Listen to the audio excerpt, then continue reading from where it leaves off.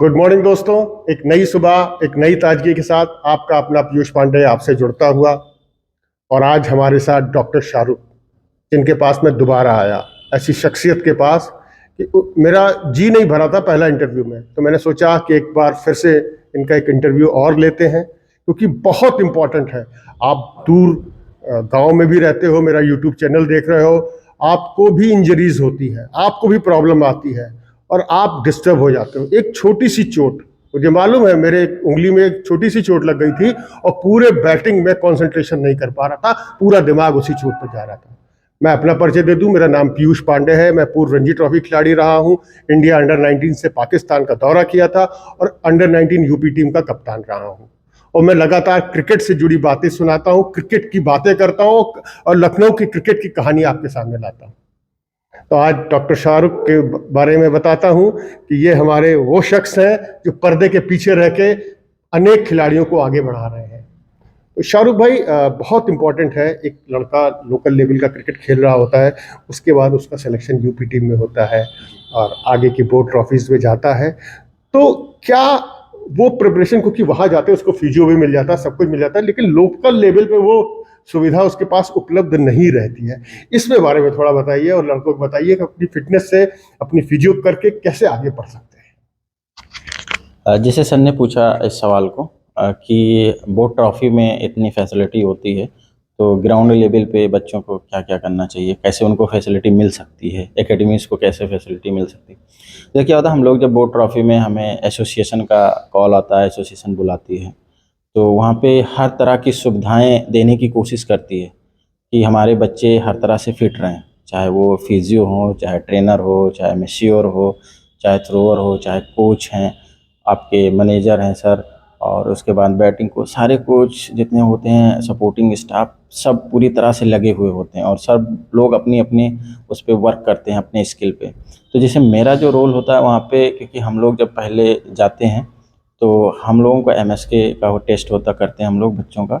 MSK test करने के बाद में फिर उनका हम लोग नोट्स बनाते हैं कि किस बच्चे पे क्या क्या प्रॉब्लम है और कैसे उसका ट्रीटमेंट करना है और समाधान करना है। तो वो हम लोगों का अंडरस्टूड होता है, सारी चीज़ें हम लोग करते हैं, हम डिस्कस करते हैं कोच से और अपने ट्रेनर से।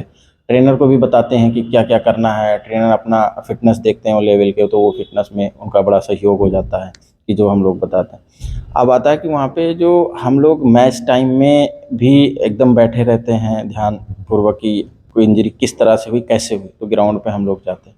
उसके बाद में हम लोग, अब बताने वाला हूँ मैं कि ग्राउंड लेवल पे एकेडमीज़ में कैसे। देखिए क्या होता है ना कि जैसे इंजरी हुई तो वहाँ पे हमारे जो कोच सर लोग होते हैं, मैं उनसे एक रिक्वेस्ट करूँगा कि आप लोग वहाँ पे फ़ौरन फिजियो के पास भेजें, ना कि वहाँ पे आप पेन किलर देके या वहाँ पे फ़ौरन फिर थोड़ा सा आइसिंग वाइसिंग करके खिलाने लगते हैं।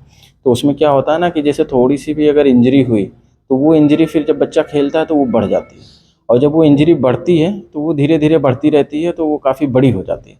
तो बच्चे को ट्रीटमेंट कराने में या फिट होके आने में बहुत टाइम लग जाता है, लंबा टाइम टूर उसका हो जाता है। उसके बाद जब इंजरी होती है तो बच्चे अपना आर्थोपेडिशियन के चक्कर में घूमते रहते हैं इधर उधर, यहाँ चले जाओ वहाँ चले जाओ, फिर वहाँ पे दवा खाओ, रेस्ट करो, ये चलता रहता है। क्योंकि इतना क्रूशियल टाइम चल रहा है बच्चों का, क्रिकेट इतना क्रिकेट आ गया है, इतना क्रिकेट आ गया है कि उनका फ्यूचर बन सकता है, लेकिन वो इंजरी से नहीं बन पाता।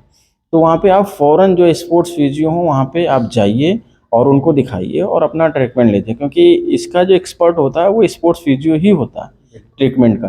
क्योंकि इंजरी बहुत तरह की होती हैं, shoulder injury, back injury, knee injury, elbow injury, rest injury, तो ये सब इंजरी होते हैं। और इंजरी हर शोल्डर के, जैसे शोल्डर इंजरी है तो शोल्डर में कई तरह की इंजरी होती हैं, एक तरह की इंजरी नहीं है, बहुत तरह की इंजरी है। बैक में भी इसी तरह है, इसी तरह नी में भी है। जैसे नी में होता है एसीएल, एमसीएल और आपका मेनिस्कस, ये सब इंजरी होती हैं। अभी और भी इंजरी हैं, क्योंकि उतना तो टाइम नहीं बताने का, लेकिन बहुत सारी इंजरी हैं।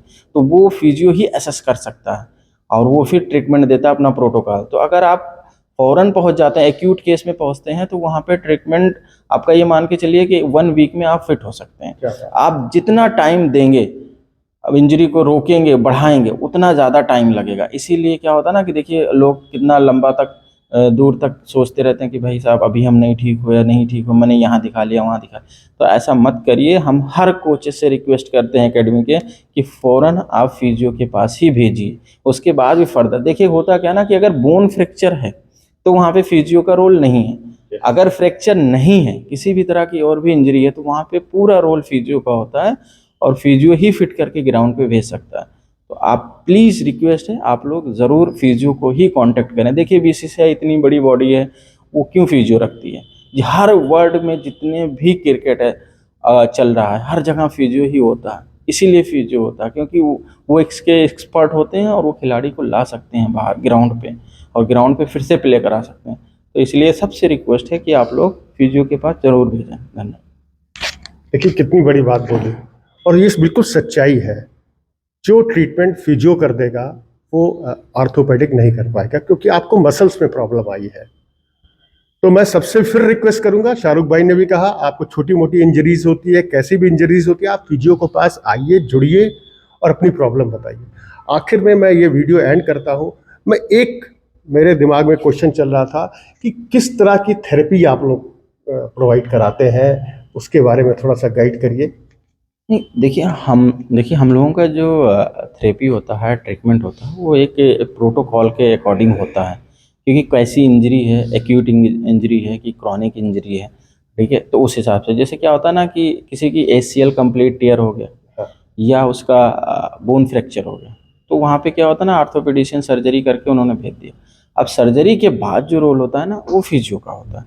तो फिजियो उस हिसाब से प्रोटोकॉल एक गोल बनाता है कि हमें कब कितना लोड डालना है और उस इंजरी के पार्ट पे क्या क्या ट्रीटमेंट देना है, क्रायो करना है, नीडलिंग करना है, कपिंग करना है, कि रिलीज करना है, कि मश्योर के पास भी उसकी मसाज कराना है, कि अपने जो ट्रेनर हैं उनके साथ में जुड़े होते हैं उनको बच्चे को भेज के उनके स्ट्रेंथनिंग कराने के लिए और उनको प्रोटोकॉल उनसे डिस्कस करके, तो इस तरह का एक प्रोटोकॉल बनता है, तब जाके बच्चा फिट हो पाता है। ये छोटा मोटा नहीं, बहुत बड़ी चीज़ होती है इसको एसेस करना और बना के और साथ में जुड़ के काम करना, क्योंकि इसमें बहुत जो अपने ट्रेनर और फिजियो का ही रोल सबसे बड़ा होता है। तो ये दोनों लोग मिल के काम करते हैं और इसको आगे ले जाते हैं, तभी बच्चों का भविष्य बनता है। कितनी बड़ी बात डॉक्टर शाहरुख ने कही। एक ऐसी शख्सियत जो लखनऊ में रह रही है, हम लोग के बीच में रह रही है। तो मेरा सबसे अनुरोध है, सारी क्रिकेट एकेडमियों से अनुरोध है, एसोसिएशन से अनुरोध है कि ऐसे लोगों को आप लोग भी आगे लाइए, इनकी सेवाओं का फायदा उठाइए। ये आपके खिलाड़ियों को नई ऊंचाइयों तक ले जाएंगे। Thank you watching my video. Take care, bye bye.